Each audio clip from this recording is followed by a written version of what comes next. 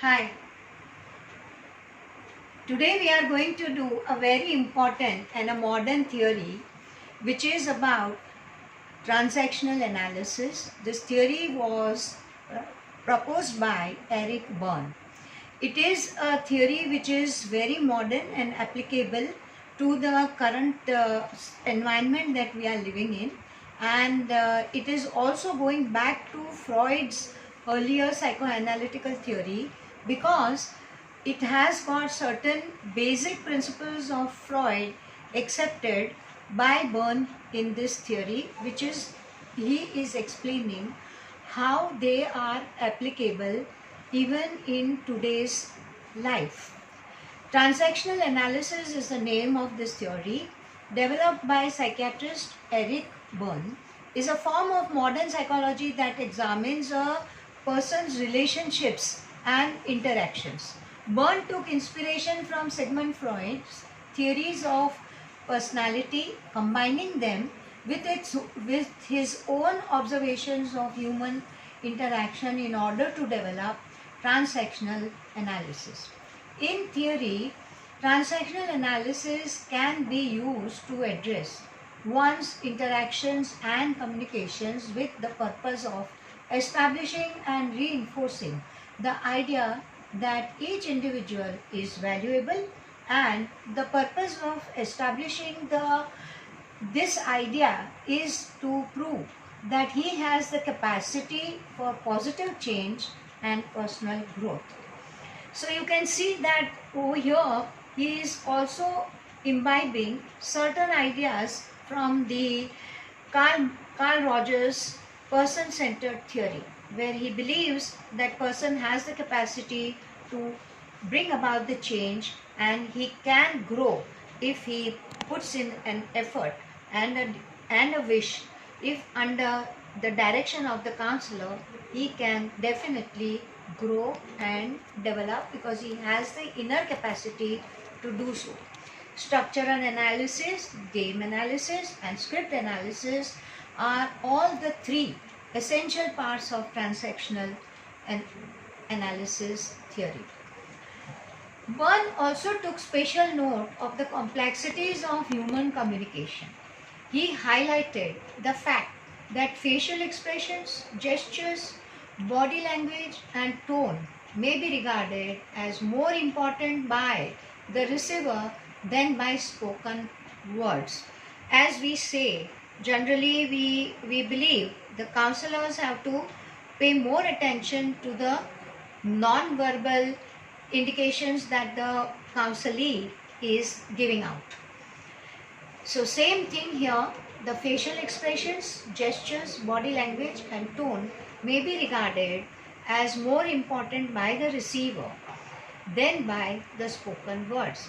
In his book, Games People Play, a very popular book, he noted that people may sometimes communicate messages underpinned with the ulterior motives which are hidden behind the words, and the counselors have to look out for them as well.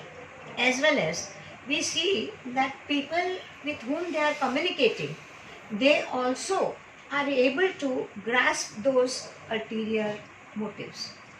Now, transactional analysis, TA, as it is popularly known, is a psychoanalytical theory and method of therapy wherein social transactions are analyzed to determine the ego states of the communicator, whether he is communicating in the parent-like or child-like or adult-like state as a basis of understanding his behavior.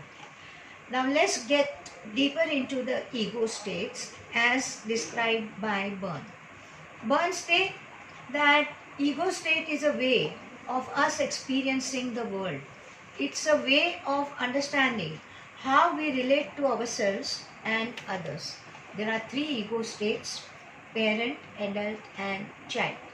An individual may assume any of these roles in transactions with another person or in internal conversation. These roles are not directly associated with the typical English definitions but can be described as follows. You may remotely connect them with Freud's three personality states like id, ego, and superego. Now, as a student of psychology and as a student of counseling course, I would like you to think about what are the differences in Freud's three states of personality and how are they different from the parent ego state and the child ego state and the adult ego state described by Byrne. So you can think about it, go back to Freud, try and understand these three ego states. If you have not understood so far, you have the opportunity now to go through it once again and learn the differences. Make a note of all those differences and maybe along with your assignment sheets, you may have to write them. The parent ego state, when we are in parent ego state, we think, feel and behave as our real parents or caregivers did when we were children. It's like someone has pressed play button on a recording and we play back the script of what we have seen and recorded without question.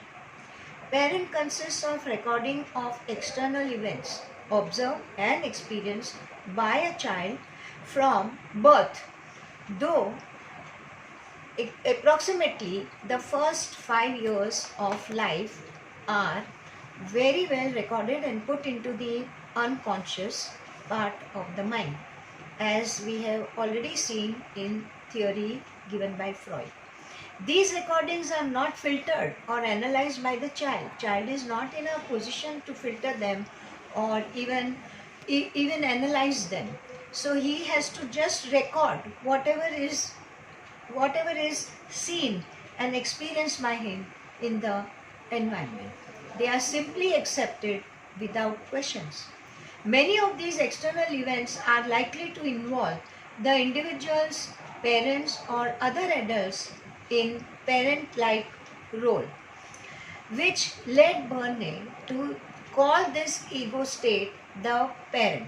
Examples of external events recorded in this state may be like do not play with matches, remember to say please and thank you, do not speak to strangers. So all these instructions that we have been receiving in the childhood are recorded in our minds and they have a very deep impact on our behavior in the present situation.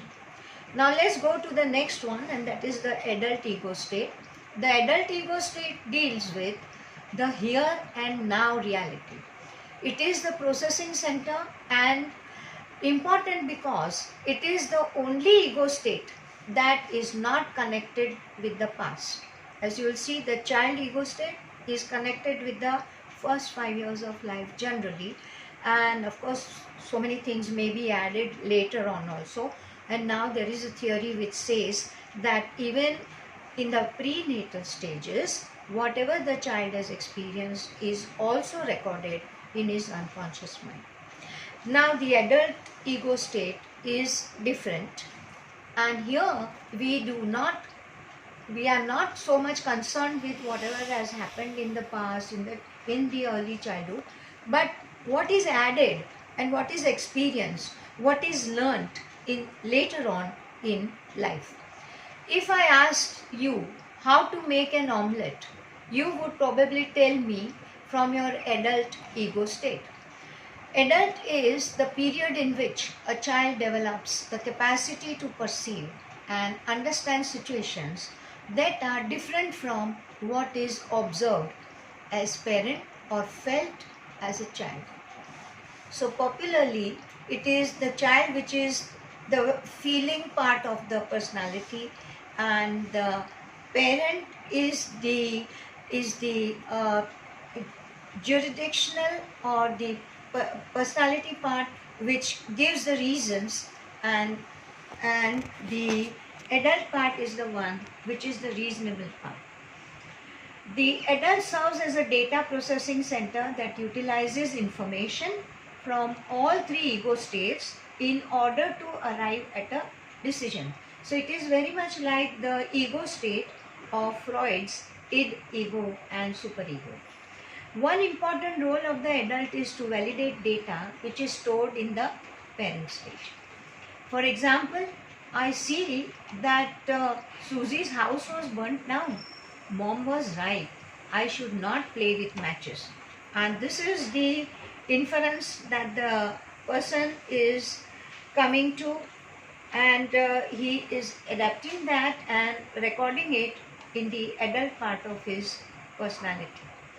The child ego state is the child state plays back thoughts, feelings, and behaviors that we experienced as a child. From the excitement we feel at Christmas to the scare we have of being abandoned, this ego state is rooted in the past. Child represents all brain recording of internal events, feelings, and emotions that are directly linked to the external events observed by the child during the first 5 years of life. For example, of the events recorded in this state may include: I feel happy when mom may hug me. Dad's late night movie was very scary. I feel sad when mom is sad. Now let's go to the next topic that is very important and unique about this theory of Byrne, and that is about the information about the strokes and the development of the concept of strokes as put forward by Byrne. A stroke is a unit of recognition. Byrne said that we are all desperately seeking strokes from others, and a lot of what we do is in order to be stroked. A stroke could be a nod of a head, a handshake, a hello, or a get stuffed. All these acknowledge that the other person exists. Now whether it is positive or negative, we are acknowledging by giving our opinions or by giving our response to the person's behavior. We are passing on the stroke to the person. There are different ways of getting strokes. Strokes can be positive, like saying hello, or negative, like saying get lost. It can be conditional also. When you buy me presents, I think you are so kind. So there is a condition attached to that. Or unconditional, like saying you are stupid. The only thing worse than a negative stroke is no stroke at all, because stroke receiving is a human being's need. It is a psychological need for everyone to receive strokes, because that is actually making them realize that they are living, and they are living in a social environment. So we all have a desperate need to be seen by others, to be related to others in some way. It can be positive or it can be negative way, but we are related to people. We are not alone on this earth. Stroke economy, as explained by Claude Steiner, suggests that as children we are all trained by our parents with 5 restrictive rules. Okay, say about stroking, we are taught what are good strokes and what we should accept, and child is very sensitive enough to accept the strokes and also have inference related to it. Don't give strokes when we have them to give. So sometimes they don't give them the strokes, even if they have the strokes available to them, like say praising the child for doing some simple things. Some parents don't like to do it, so they are holding back their ability to give the strokes, which affects the child's mind. Don't ask for strokes when we need them. So then the child learns that I should not ask for strokes. When I need it, when I want it, I am not given, so I don't need them now. Don't accept strokes if we want them. The child is taught not to accept the strokes. Okay, it doesn't really matter to me what you think of me and what you're giving to me. So they are not accepting strokes even if they are given to them. Don't reject strokes when we don't want them. So we have learned not to reject them. We may just accept them without really feeling any emotion attached to it. Don't give ourselves strokes. So we are also taught, don't think too much of yourself, don't think you are very clever, etc., etc. So don't give those strokes to yourself. Together, these 5 rules are the basis of what Strainer calls the stroke economy. By training children to obey these rules, says Strainer, parents ensure that they are protecting their children against unknown influences. A situation in which strokes could be available in a limited supply is transformed into a situation in which the supply is low and the price parents can extract for them is high.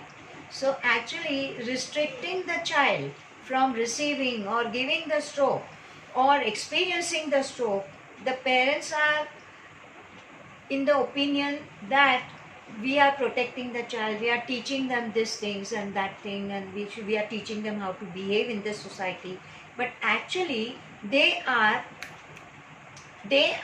actually restricting them from learning to receive the strokes positively and improving their own personalities, because strokes can go a long way in educating the child and how to use his feelings, and also the ability to be happy and be able to judge the situations.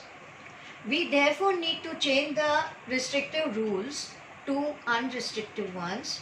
Give strokes when we have them to give. Ask for strokes when we want them. Accept strokes if we want them. Reject manipulative strokes. Give ourselves positive strokes. So these are the things which we need to use as a counter to that understanding which are restrictive rules to receiving the strokes. So strokes can be positive or negative. Like for example, I like you, or one can say I don't like you. So one is a positive stroke, other one is a negative stroke.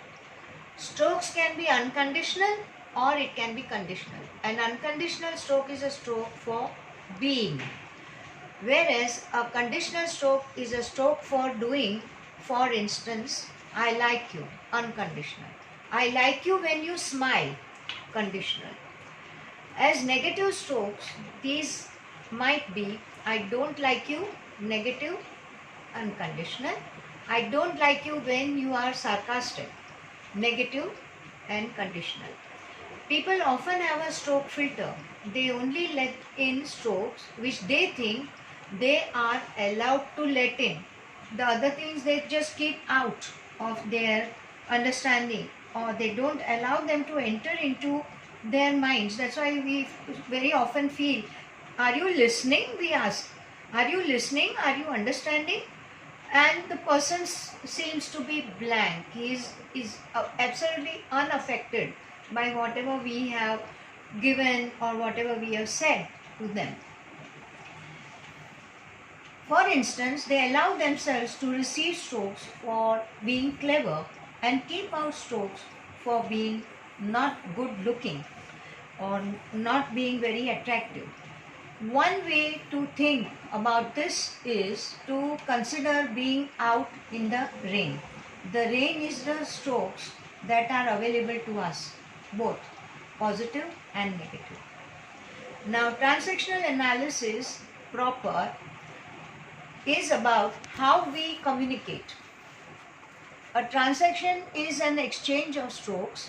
Byrne came up with 3 ways in which we can do this and gave us some rules to help us understand what happens when we use each method. So there is a complementary transactions. A complementary transaction is one in which person as A says something from one ego state that invites a response from a person B from a complementary ego state. So A says something from the adult state, ego state, and B is also receiving at the adult ego state. For example, if A says, I think you need to go and wash your dirty face, from a parent ego state, they are inviting person B to respond from the child ego state and comply with something like, okay, I will go do it now. So it's the child which is obeying child, and he is just going and doing whatever he has been instructed to do without questioning. Equally, the conversation could be adult to adult. Person A says, nice weather for the time of the year. Person B says, yes, great to have a bit of sun. So now here both the people are at the adult state and conversing from the adult state, ego state. Or it can be child to the parent. A person A says, oh, I cut myself. And the person B says, oh dear, come here and let me clean it up. So this is like a parent, and the first person who is complaining about the cut is at the child state. There are other combinations such as child to child and parent to parent, etc. But the important thing to understand is that whilst the transactions remain complementary, then the conversation can go on indefinitely. If you want to learn to small talk, then it's easy. Just respond from the ego state the person you are talking to is inviting you to come from, and you can chat forever. So if your friend is talking about social media and how she is impressed by it and how she participates with that, and you too are responding her to talk about the social media from that same state, if it is a childlike behavior, childlike comments, then you can also give the childlike response to it. If it is from adult point of view, if it is the adult state, ego state, which is talking to you about social media, you can also respond with the adult ego state. In this case, you will be at par, you will be able to converse, and you will be very successful in your conversation with the people. Now, there are also crossed transactions. In a cross transaction, the response to the stimulus is from an ego state other than the one that has been invited. For example, when person A says, go, wash your dirty face, person B responds with, don't be so rude. Okay. Here, person A is inviting a child ego state response and receives a parent ego state response and is likely to be a bit confused as a result. And then they may come out with, oh, I didn't mean it, I did not want to offend you, etc., etc., because they did not expect you to be responding with the adult ego state. Byrne says that when transactions are crossed, the conversation stops until one or other of the party changes ego state. This is a great way to pull a conversation to a close if you are not happy with the way it is going. Just be aware of the potential damage that it might do to the relationship between you and the person you are crossing. So you will not be talking at the same level. Now naturally you will get this experience you must have had, that when you are talking to the child, you are always coming down to their level and talking to them from the child ego state. If you try to talk with the adult ego state with the child, he will not be interested and it will go waste. And then he will not be interested in coming and talking to you ever. So it is very important for you to come to the same level as the person with whom you are conversing. Come down to or go higher up to their level of ego state and talk to them from there. Then it will be very successful conversation, which will definitely add to your personality, to your career, to your success, to your growth and development. Now, ulterior transactions, Burns says that we can communicate on two levels. There is a social message, what we say, and the psychological message, what we mean. So there are two levels at which we can talk. One is what we are saying. That is, we are saying things which is at the upper level and what is required in that environment to say. And other one is a psychological message, which is actually what we are thinking about saying that at the background in our mind. Sometimes the two things do not match. So people, what they say and what they are thinking may be different. Sarcasm is a great example of this. When we are sarcastic, what we say is the opposite of what we mean. The person who are being sarcastic to pick up the psychological message rather than the social message. When this happens, the transaction is said to be ulterior. So why is it important to understand these three ways of communicating? In TA therapy, the therapist will be interested in what ego state the client is coming from and where the therapist is invited to respond from. So the client is coming from the adult state, maybe the therapist is expected to come from the parent state. So this will be very important information for the counselors. Be invited to respond from. It's one way of knowing what's really going on between the two people, and with awareness often comes enlightenment and change. So if you will very interestingly hear people's conversations and try to learn from it, you will be able to make out who is speaking from which ego state. Positive change is the goal of psychotherapy. The atmosphere that supports transactional analysis is one of comfort, security, and respect. When a positive relationship is forged between the therapist and the person seeking treatment, this often provides a model for subsequent relationships developed outside of the therapy arena. So whatever they are learning in the therapy, in the counseling sessions, they are also carrying it out of the clinic environment and applying it in their own lives. Analysts who practice this form of therapy generally use a broad range of tools gathered from many disciplines, including psychodynamics, cognitive behavioral therapy, and other therapies.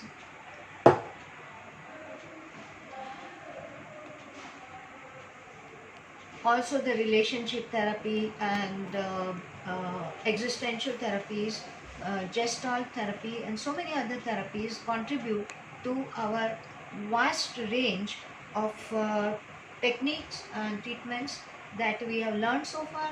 And in the existential therapy, with this understanding and learning all these techniques can be applied even in TA. Who can benefit from transactional analysis? Transactional analysis is frequently applied in the areas of medicine, communications, education, and business management, as well as for the counseling therapy to help the patients. The mainstream appeals of these techniques has attracted parents, professionals, social workers, and others who strive to achieve maximum personal development. Transactional analysis is considered to be one effective method of enhancing relationships with oneself and with others. It's a very modern therapy and it is very much in use. So, as students of psychoanalysis or as a student of counseling, I would want you to learn this therapy, go deeper into the subject, and also understand your notes that we are sending you, and try and apply it in your day-to-day communication with others. It's very easy to apply because it is having an application practically everywhere. In 1951, Dr. Wilder Penfield began a series of scientific experiments. Penfield's experiments went on over several years and resulted in wide acceptance of the following conclusions. The human brain acts like a tape recorder, and whilst we may forget experiences, the brain still has been recorded. They are all stored in the hard disk of the brain. Along with events, the brain also records the associated feelings, and both feelings and events stay locked together. So whenever we are thinking or thinking back of certain event that we have experienced, the feelings that were attached at that time are also relived by the person, because the brain does not forget the experience in terms of the whatever has happened physically, and also the feelings that the person experienced which were attached to that experience. It is possible for a person to exist in two states simultaneously, because patients replaying hidden events and feelings could talk about them objectively at the same time. So patients, after a long time, after they've experienced that event, can still talk in the counseling situation about them without really feeling the same way, like whatever happened in the childhood. They have experienced certain things at that time, but when they talk about it as an adult in the counseling session, they may not really go through the same kind of feeling or not with the same intensity. Though the final outcome may be etched into their minds, like if they have hated somebody or if they have remembered to be punished, who has punished them so very unconditionally, unthoughtfully, they will remember that person, and that is what is going to play in their mind forever. Hidden experiences, when replayed, are vivid and affect how we feel at the time of replaying. There is a certain connection between mind and body, that is, the link between the biological and the psychological events. For example, a psychological fear of spiders and a biological feeling of nausea. So every time you see the spider, you are experiencing the nausea. So that may be, it is a connection between the mind and the body. Now, let's consider the modern transactional analysis theory, how it has developed. Transactional analysis developed significantly beyond these Byrne's early theories by Byrne himself until his death in 1970. So he kept on working on his theory and kept on advancing in that field. And since then, by his followers and many current writers and experts. So it is a very dynamic theory which is still developing and kept on developing even after Byrne's death in 1970. Transactional analysis has been explored and enhanced in many different ways by these therapists. Significantly, the original three parent adult child, that is in short called PAC, components were subdivided to form a new 7-element model, principally during the 1980s by Wagner, Jones and Mountain.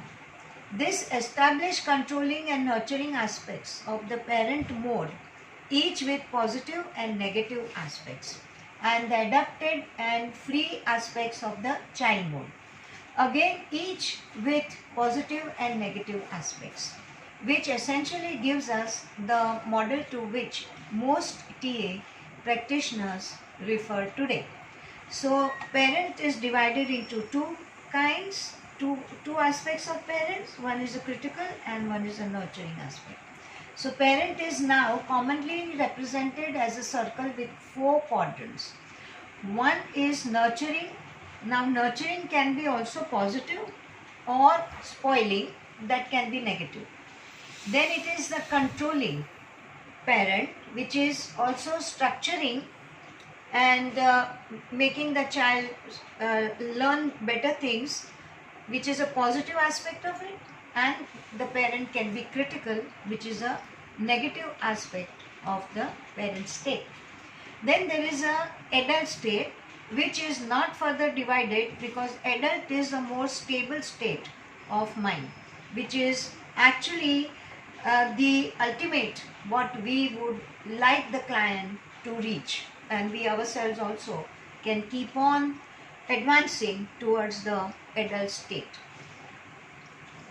Adult remains a single entity representing an accounting function or mode, which can draw on inferences of both parent and child, and it has resources to gain from the parent and the child modes. Now the child is now commonly represented with a circle in 4 quadrants. Adopted child, which can be cooperative, positive, and complainant or resistant child, which is negative. Then there is a free aspect of the child state, and that is spontaneous, which is positive, and there is an immature child who is negative. So if you go deeper into these 7 different modes of ego states, then you will be able to understand from which ego state the person is coming, which is the dominating ego state the person is living by. All these things, all these different aspects of personality